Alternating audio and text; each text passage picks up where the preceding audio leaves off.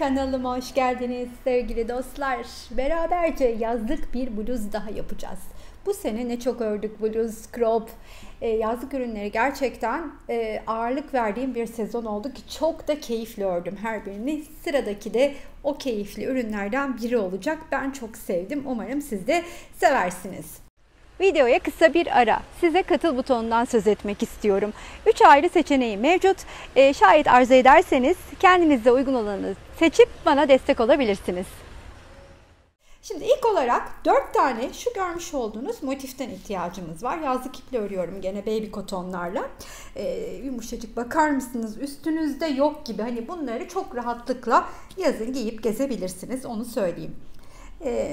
Ve 10 tane de şu minnoş hanım dilendi motiflerinden olacak. 4 tane de bundan. Şimdi her ikisinin de yapımını birlikte yapacağız.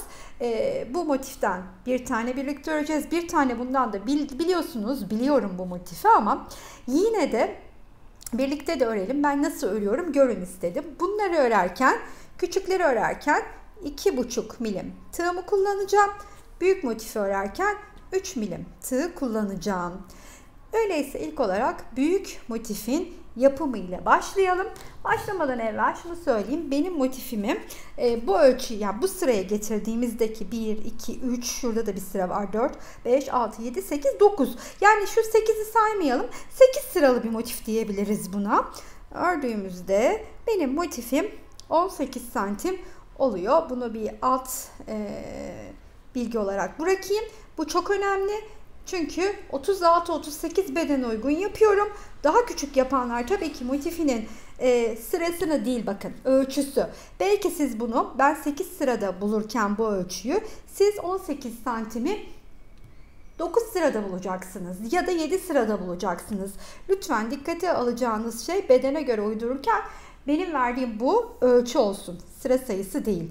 Bu ölçüye ulaşmak için sıra sayısını arttırabilir ya da eksiltebilirsiniz. Bunu da bir bilgi olarak buraya bırakayım ve hemen motifin yapımına beraberce başlayalım. Büyük motifi örmeye başlayacağımız için 3 milim tığımı aldım ve hemen sihirli halka içine çalışmaya başlıyorum. İpi parmağıma doladıktan sonra tığımı şöyle ipin içinden geçirip buradan ilmeğimi çıkartıyorum. Bir kere kilitledikten sonra yükseliyorum. Etrafında döndürüyorum ve hemen bir yalancı trabzanı bu şekilde ördüm. Bunun gibi 12 bacağım olacak toplamda. Bunu ördük. Şimdi 11 tane de yanına öreceğim. Toplamda tamamladığımda 12 bacak olacak. Aralarda bir zincir. Bir zinciri çektim. Şimdi bu ikili trabzanlar örüyorum. İkinciyi ördüm. Bir zincir daha çekiyorum. Hemen boşluğa gelip bir ikili trabzan daha. Bir zincir, boşluğa gel. Bir ikili trabzan daha. Bir zincir, boşluğa gel. Bir ikili trabzan daha. Bu şekilde 12'ye tamamlayıp geliyorum. 12 tane trabzanı tamamlayınca halkamı kapatıyorum ve burada hemen tığımın üstüne ipimi alıyorum. Bakın normalde bir zincir çekip bunun üstüne gelip devam ederiz ya, ben ortada kalmak istediğimden zincirimi çekmedim. Tığın üstüne ipimi aldım. Buradaki ilk ördüğüm trabzanın tepesine batıyorum. Şu ipi de tığımın üstüne alıyorum bu arada, arkadaki sihirli halkanın ipini. Arasından ilmeğimi geçirip üçü şu şekilde tığımdayken üçünün içinden ipimi kaydırarak çıkartıyorum ve hemen bir zincir çekip yükselip etrafında döndürüp arkasından yine geçiriyorum. Örmeden tığımda tutuyorum. Çünkü artık buradaki boşluklara bademler öreceğim. 3 tane ikili trabzanla bademleri örmeye başlıyorum. Çıktım, tığımda beklettim. Tığın üstüne ip aldım, battım, çıktım ve dördünü bir örüyorum. Arada 2 zincirim var. Tekrardan diğer boşluğa geldim. Bu arada arkadaki ipin de üstüne örüyorum. Bir çıktım, tuttum. İkinciyi de çıktım, tuttum.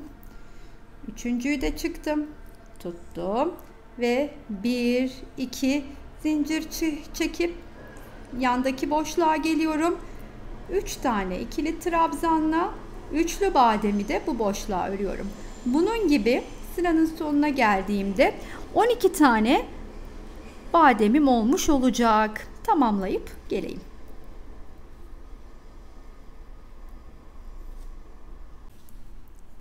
12'ye tamamladım. 2, 4, 6, 8, 10, 12. Hemen 2 zincirimi çekiyorum. Buradaki ilk ördüğüm bademin tepesine batıp kaydırarak ipimi çıkartıyorum. Güzelce sıkıştırıp kesiyorum. Genelde ince bir tığ kullanarak ipi hemen arkaya alıyorum. Güzelce aralarda gizliyorum. Ama şimdi ben hemen şöyle arkaya alayım. Gizleme işini sonra yaparım. Sıradaki ipimi alacağım. Sıradaki rengim denim, kot mavisi, grisi gibi de diyebilirim. Hemen yine tığımı alıyorum. Bu defa ilmeğimi çıkarttıktan sonra 2 zincirle oluşan boşluklardan birine batıp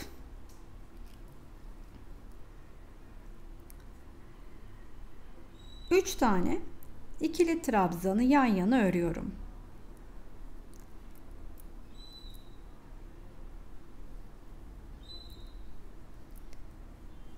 Arada 2 zincirim var. Her boşluğun içine 3 tane ikili trabzan örüyorum.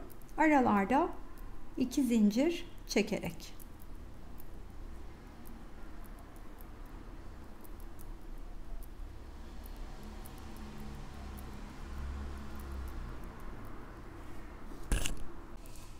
Son boşluğun içini de doldurdum. Yine 12'ye tamamlandı sayı. Şimdi buraya geldiğimde de arada 2 zincir vardı biliyorsunuz. Bunun sadece birini çekiyorum ve tığın üstüne ipimi alıp yine ilk trabzana batıp arasından ilmeğimi çıkartıyorum. Daha sonra hepsinin içinden geçirip ortaya geliyorum böylelikle. Ve 5 tane zincir, 2, 3, 4, 5 zincirimi çekip hemen buraya geliyorum. Bir sık iğne, 5 zincir, sık iğne, 1 2 3 4 5 boşlukta sık iğne. Bu sırayı da böylece tamamlıyorum. Burada İlk böyle ortaya gelerek başladığım yer vardı ya. Şimdi 5 zinciri çektikten sonra hemen oraya geliyorum. Oradaki yerin şöyle içine batıp zincirlerin arasından geçiriyorum. Ve bir kere de kilitledikten sonra ipimi keseceğim. Sırada mavi rengim var. Şimdi mavi renk benim 5 sıra hanım dilendi mantığını yürüteceğim kısım. Şimdi ilk kare olarak başlayacağız.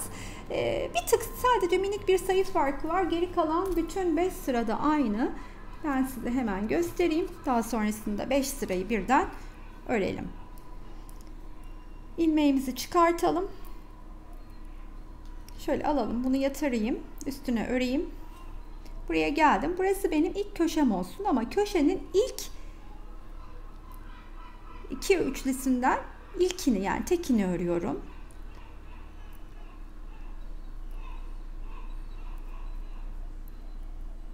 Dönüşte tamamlayacağım köşenin diğer üçlü grubunu. Arada bir zincirim var.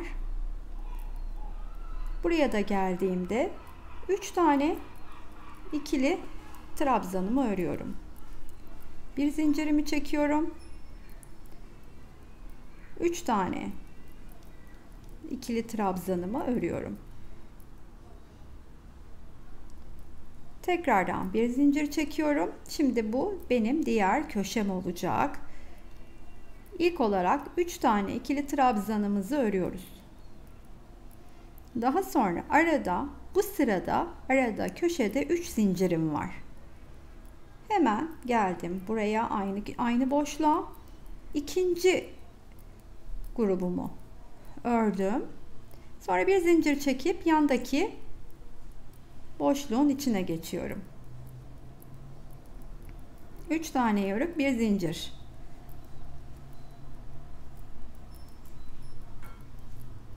Tekrardan bir zincir, diğer köşeyi yapacağım. Arada 3 zincirim var ilk sırada. Böylelikle başladığım yere kadar geleyim.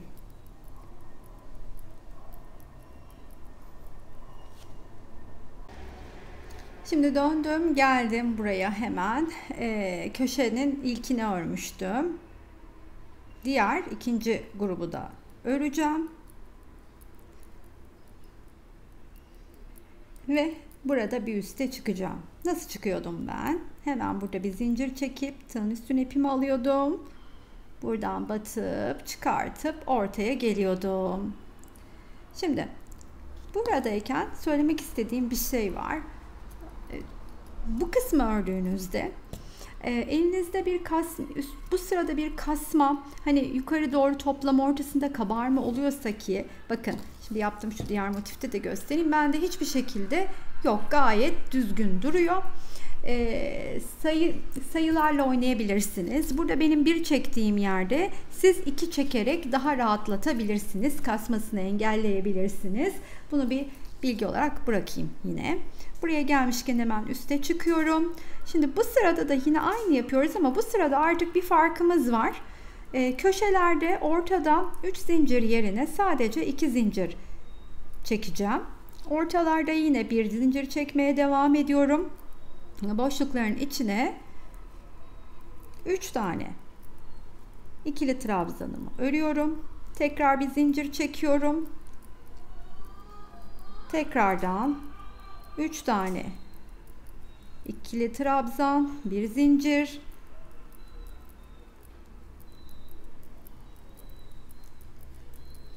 Buraya şimdi köşeye geldik. Tek farkı dediğim gibi arada 2 tane zincirim var. Daha sonra üçlü grubumu örüyorum. Şimdi başladığım yere kadar geleyim. Orada yeniden birlikte yukarı çıkalım. Daha sonraki sıralar zaten aynısının tekrarı olacak. Sonuna geldim. Birlikte çıkalım yine. Pardon, üçüncüyü örmemişim. Hemen bir zincir çekiyorum. Tığın üstüne ipimi alıyorum. Buradaki ilk trabzana batıp hop ortaya geldim. Tekrardan yükselip bundan sonra bir alttakinin aynısını tekrarlayarak bu hanım dilendi tekniğiyle örülen sıranın sayısını 5'e tamamlıyorum. Yani şöyle söyleyeyim. 1, 2, 3, 4, 5 sıra tamamlayıp geleyim. Daha sonra nasıl ilk önce şu minik hanım dilendiği de birlikte örelim. Daha sonrasında da beraberce birleştirme aşamasına geçeriz. Motifimi tamamladım. Şimdi bunu bir kenara koyacağım. Bunun gibi 4 tane, yani toplamda 4 motifim olacak. Birini ördük. 3 adet daha ördümü. Artık gövdesini yapmaya başlayabiliriz.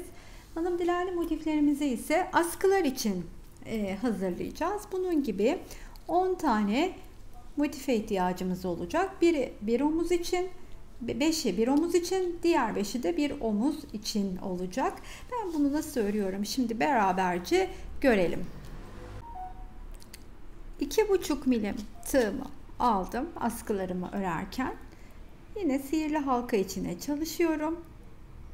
İlmeğimi çıkarttıktan sonra yükselip yalancı trabzanımı örüp hemen yanına 2 tane daha ikili trabzanımı örüyorum. Daha sonra dairemi küçültüp 2 zincir çekiyorum ve hemen aynı boşluğun içine ikili trabzanlarla bir üçlü grup daha örüyorum. Arada 2 zincir, tekrardan bir üçlü grup. 4 tane üçlü grubum olmuş olacak ilk sırayı, göbeği tamamladığımda. 2 zincir, sonuncu grubu örüyorum.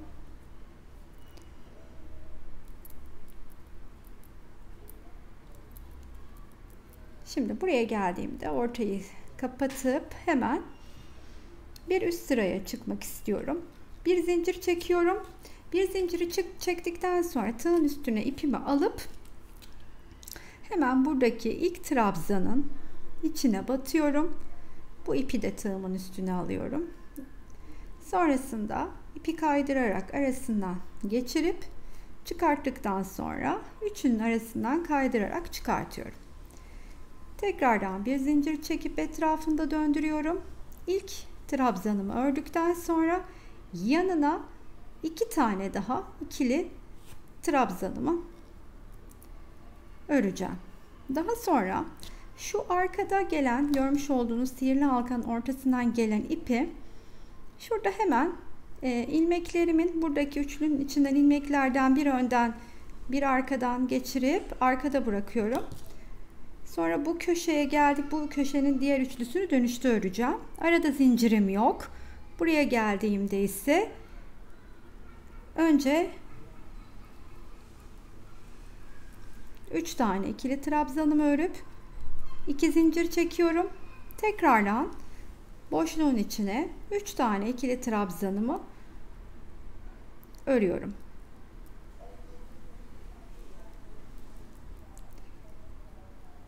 Şunu söylemem gerekir ki bu ipi gizleyerek devam ediyorum ki sapasağlam, hiçbir sökülme ihtimali de yok. Ben kesmem, hep ilmeklerin arasından bu ipleri gizlerim. Yine aldım. Hem motiflerim tertemiz devam ediyor. Şimdi buraya geldim. Tekrardan 3 tane ikili trabzan, 2 zincir, son 3 tane ikili trabzan grubun, bu köşenin pardon. Sonra arada zincirim yok. Diğer boşluğa geliyorum. Aynen burada da 3 ikili trabzan, 2 zincir. Tekrardan 3 tane ikili trabzan. Ve bu köşeye geldiğimde de bir tane üçlü grubu yapmıştım.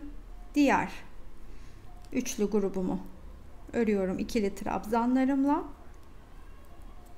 Ve 2 zincirimi çekip hemen buradaki ilk trabzanın tepesinden batıp aradan geçiriyorum. Güzelce kitleyip keseceğim. Sonra bu ipi de gizleyeceğim arkada. Bunu da yok edeceğim iyicene. Bunun gibi de 10 tane hazırlamam gerekiyor. 4 tane motifi ördükten sonra böyle dördünü de yan yana koyup birbirine ekleyeceğim. İlk olarak ilk motifimle hemen başlıyorum. İlk motifimi alınca 2 tane kenarını buradaki tekniğin aynısını öreceğim. Köşeye başlarken yine ilk üçlü grubumu örüp başlayacağım. Hemen şöyle birlikte başlayalım. Aldım. Geldim buraya da. Hemen ilk trabzanımı, pardon kaçtı. Şunu alayım öne. İlk trabzanımı ördükten sonra yanına 2 tane daha örüyorum. Arada yine bir zincirim var.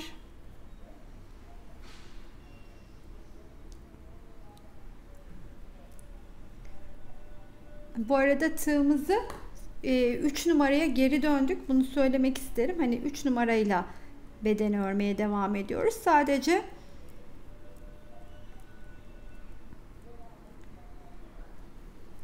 askılarda 2,5 milimi kullanacağız. Şimdi bunu böyle öreyim. Dediğim gibi iki kenarını örüp geleyim. İki kenarını ördükten sonra sırada diğer motifle birleşmek var. Hemen onu da alıyorum. Her ikisinin de ön yüzü bana bakarken buradaki köşenin içine ilk üçlü grubumu ördükten sonra 2 tane zincir çekiyorum. 2 zincirimi çekip hemen tığın üstüne ipimi alıp yeni motifin köşesini alıyorum ve onun içine 3 tane ikili trabzanımı örüyorum. Daha sonra artık her iki motifte arka yüzleri birbirine bakıyor pozisyonda olup aradan, yani bunun karşısına denk gelen boşluktan batıp ilmeğimi alıyorum. İpimi kaydırarak içinden geçirip tekrardan buradaki köşeye geliyorum. Bu köşenin içine yine 3 tane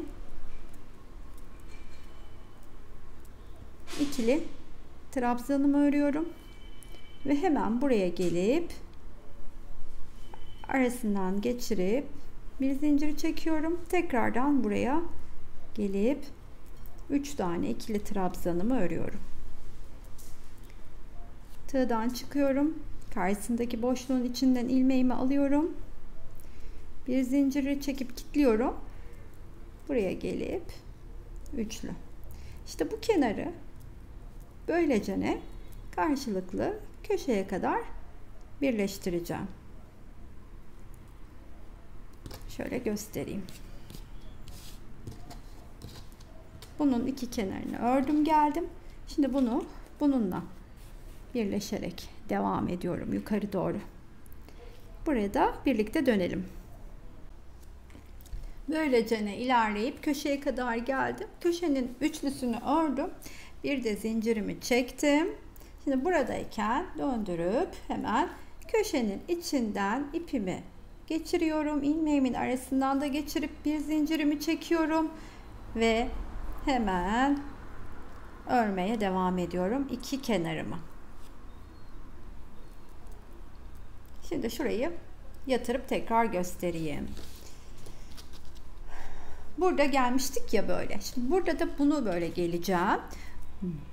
Bunun üstüne eklediğim gibi sıradaki motifi de bunun üstüne ekleyeceğim. Yani birebir aynı işlemi yapacağım.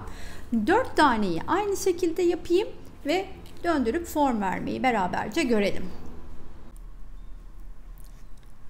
4 tane motifimi söz ettiğim gibi size üst üste bakın.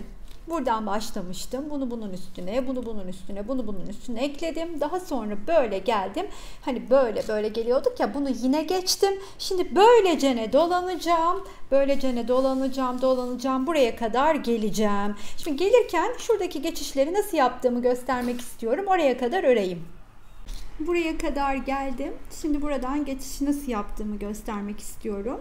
Köşeye geliyorum hemen. 3 tane ikili trabzanımı örüyorum.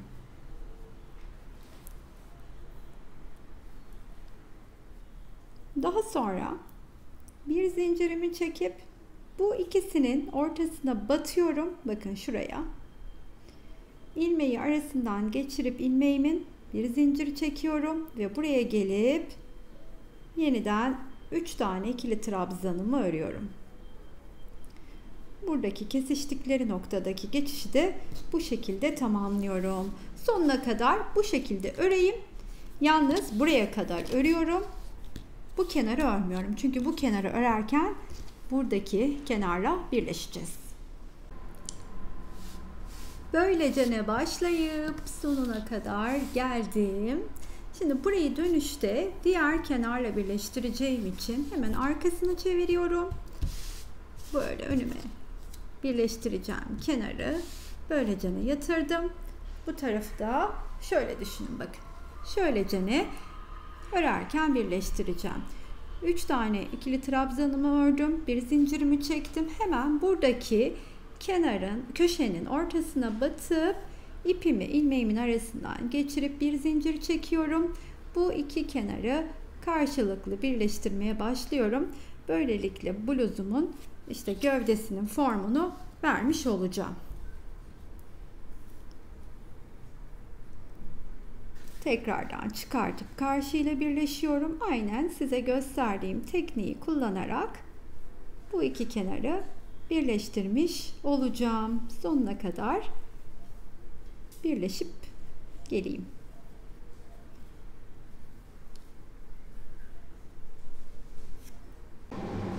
Kenarın sonuna kadar geldim. Burada bir zincir çekiyorum. Son köşenin içine batıp arasından geçiriyorum. Bir zincir çekip buradaki trabzanımın tepesine batıp bakın. Şimdi arasından geçirmeyeceğim bu defa. Şöyle göstereyim. arasına batıp şöyle çıkıp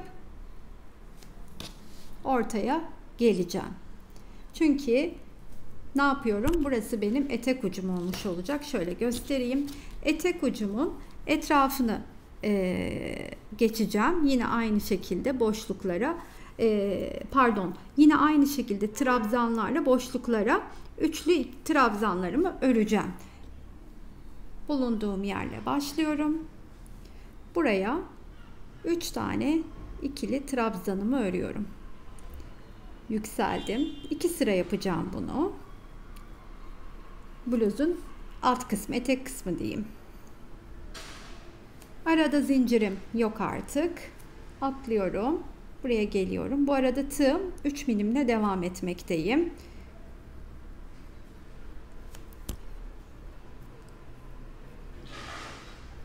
Arada zincir yok.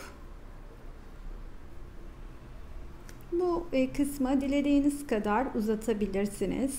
Benim gibi tek renk değil, içinde kullandığınız renkleri de değişim yaparak geçebilirsiniz. O da güzel bir efekt katabilir. Şimdi şu birleştikleri yere kadar geleyim. Oradaki geçişi nasıl yaptığımı göstereyim. Geçiş yerindeyim. Buraya geldiğimde buraya bir üçlü grup yapacağım.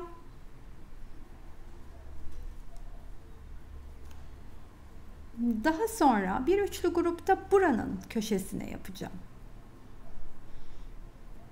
Motifin birleştiği yerlerdeki geçişi bu şekilde yapıyorum. Daha sonra hemen buraya gelip yine üçerli gruplarımı örmeye devam ediyorum.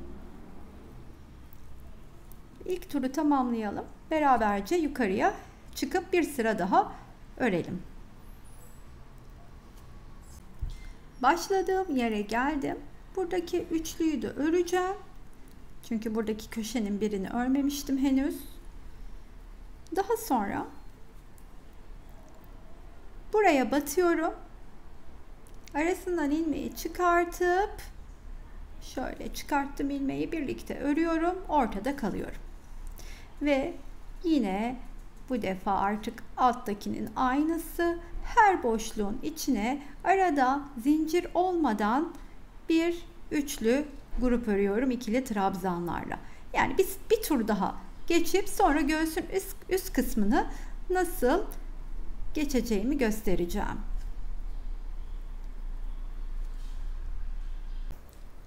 Buraya geldim, artık ikinci turu da tamamladım.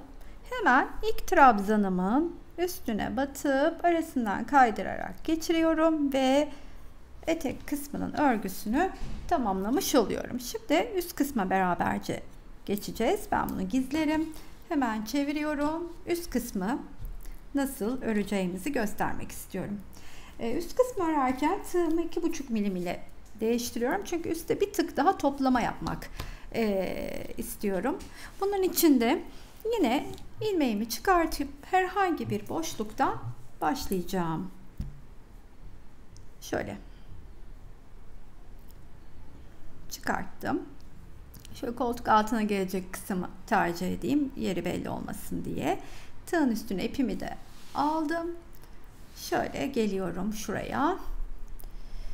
Bu defa buraya 3 ayrı ayrı örmek yerine burayı birden üçlü olarak toplayacağım. Şöyle yani. Bir tane trabzanı bu köşeye yapacağım.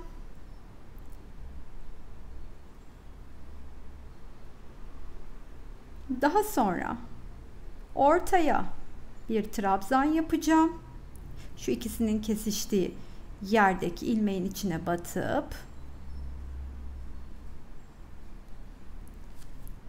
üçüncüyü de buradaki boşluğun, buradaki köşenin içine yapacağım.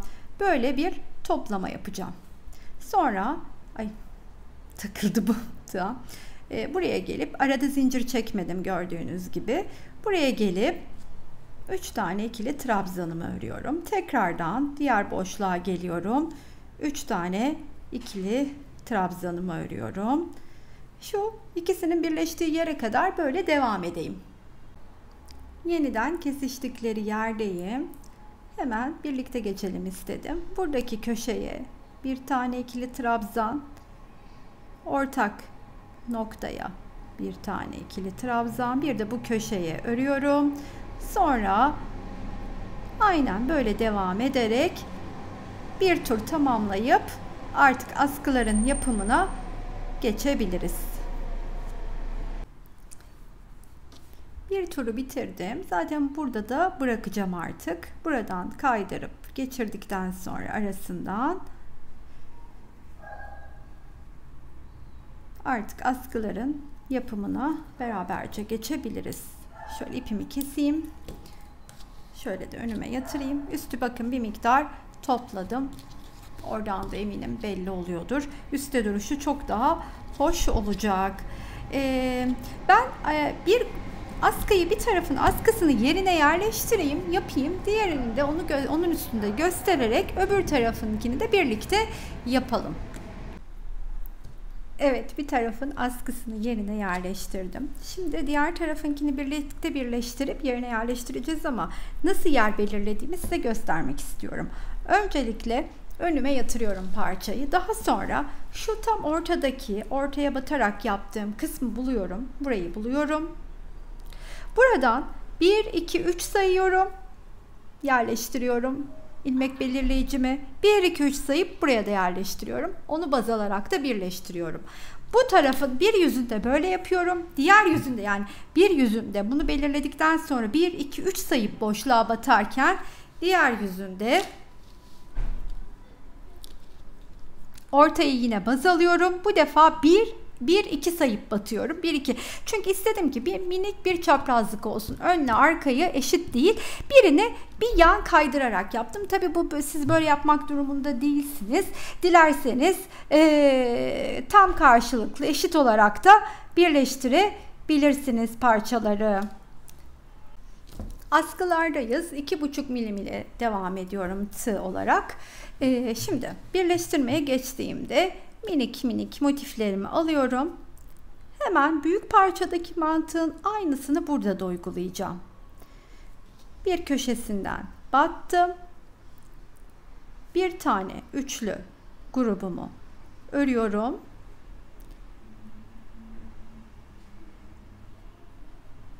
Arada hiç zincir çekmeyeceğim. Aralarda hiç zincirim yok. Geldim buraya. 3 tane ikili trabzanımı ördüm. Yine geldim bu köşeye. Köşeye 2 tane üçlü grup öreceğim. Köşelerde arada 2 tane zincirim var. Bu kenarı da sonuna kadar bu şekilde örüyorum. Geldim buraya. 2 kenarı örüyorum yani. Alt tarafı açıkta bakın. Burasını ve burasını örüyorum.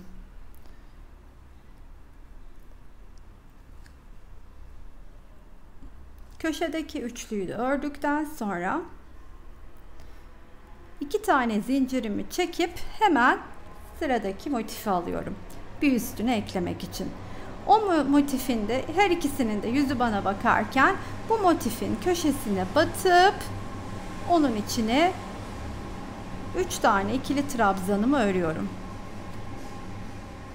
Daha sonra her ikisi artık sırt sırta bakarken motiflerin karşısına denk gelen boşluktan batıp ilmeğimi çıkartıyorum. Zincirimi çektikten sonra ortanın üçlüsünü örüp karşısına tam denk gelen noktadan batıp ilmeğimi geçiriyorum. Yeniden köşeye geldim.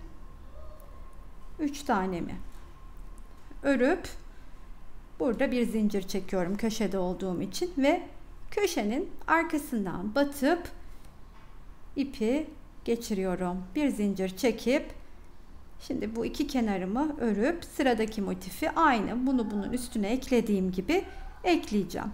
Aslında büyük parçanın birebir aynı birleştirme tekniğini minik motiflerimde, askı motiflerimde de uyguluyorum. Öyleyse bu 5 taneyi ekleyeyim, yerine yerleştirmeyi beraberce görelim.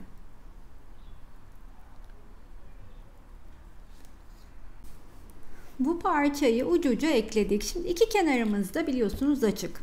Bir kenarı bir tarafa, bir kenarı da bir tarafa tutturacağım. Önüme şöyle çevirip alıyorum. Birleştirmesi kolay olsun diye. Şuradan başlıyorum. Sarı olan yerden hemen başlıyorum.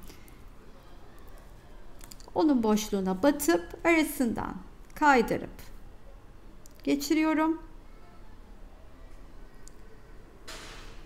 Bir zincirimi çekip köşeye geliyorum. 3 tane ikili trabzanımı örüyorum. Daha sonra ilmekten tığımı çıkartıp karşısındaki bu denk gelen boşluktan ilmeğimi geçiriyorum. Tekrar zincirimi çekip buradaki boşluğa geliyorum.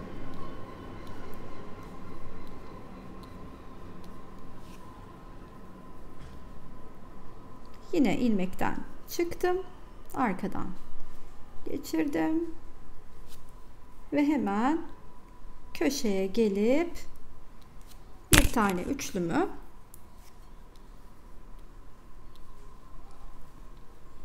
örüyorum. Sonra bir zincir çekiyorum köşede olduğum için. Bu lilanın olduğu yere batıp arasından geçiriyorum. Bir de zincir çekip artık diğer ucu ekleyeceğim kısma gelene kadar şuradan örerek devam edeceğim. İlk köşeden başlıyorum.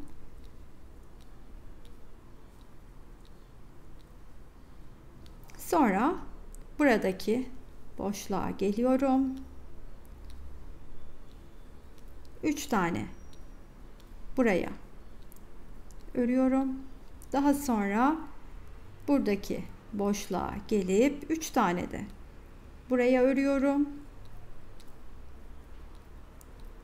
Bir zincir çekip şu ikisinin birleştiği yere batıp ortasından kaydırarak geçirip bir zincir çekiyorum, buraya örüyorum. Diğer kenara kadar aynı şekilde devam edip geleyim. Sonra orayı da diğer tarafa beraberce tutturalım. Böylece buraya kadar geliyorum. Kenara kadar ördüm. Şimdi bunu hemen böylece çeviriyorum. Bu defa buradaki ilmek belirleyicilerin olduğu yerden tutturacağım. Son kenardayım artık. Hemen pembenin olduğu yere bunu da çıkartayım oradan. Batıp ilmeğim arasından geçiriyorum. Bir zincir çekip köşeye geliyorum ve diğer üçlümü buraya öreceğim. Daha sonra hemen tığımdan çıkıp ilmeğimi aradan alıyorum.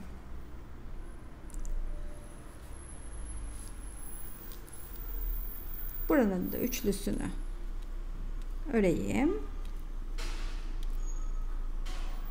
Tığdan çıkalım. Hemen arkadan geçirip artık son köşedeyiz.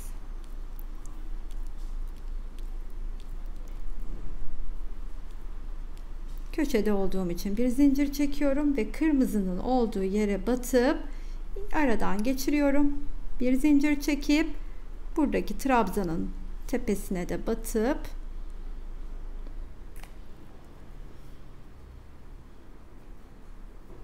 kilitliyorum. Askılarımızı da yerine takmış olduk. Evet efendim, bu tatlış nazar boncuğu tadındaki krobumuzu da beraberce bitirmiş olduk. Şimdi toplu bir ölçü vereyim istiyorum size. Şöyle düşünüyorum, yani tabii göğüs ölçüsüne göre değişir ama 36'dan 40 bedene kadar çok rahatlıkla uyum sağlayacak bir parça oldu. Ölçüsüne gelince yatırdığımda 38 santim kadar ölçüsü. Şöyle uzunluğunu verecek olursam da 22 santim. Siz bu ölçülere göre motiflerinizin ebatını çok rahatlıkla değerlendirip beden ayarlaması yapabilirsiniz. Fazla sıra örerek. Her renkten bir adet açtım. Tabii ki hiçbirisi tamamıyla bitmedi. Yani birer tane ip yeterli oluyor. Bunu belirtmek isterim bu bedende olursa. Çok tatlış böyle nazar boncuğu tadında bir bluz olduk. Eğer beğendinizse tabii ki sizlerden şöyle bir kalbinizi rica edeceğim. Yorum ve beğenileriniz benim için çok ama çok kıymetli. Abone olmayı unutmazsanız beni mutlu edersiniz. Katıl butonundan desteklemek isteyenler kendilerine uygun olanı tercih edebilirler. Buraya kadar izleyen herkese çok ama çok teşekkür ediyorum. Sıradaki videolarda görüşmek üzere. Hoşça kalın arkadaşlar.